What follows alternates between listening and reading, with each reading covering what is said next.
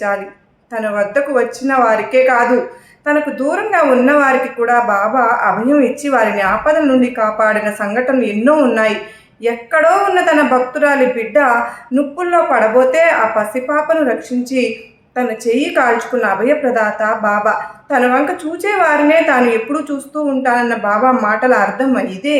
మనం త్రికరణ శుద్ధిగా బాబాను నమ్మితే అంతటా బాబాయే కనిపిస్తారు.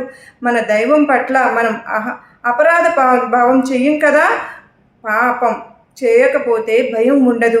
ఒకవేళ తెలియక ఏదైనా పొరపాటు చేస్తే కూడా ఆ పొరపాటులోనూ దానికి లభించే శిక్షలోనూ దైవాన్ని చూడగల మానసిక స్థితిని ప్రసాదిస్తారు బాబా.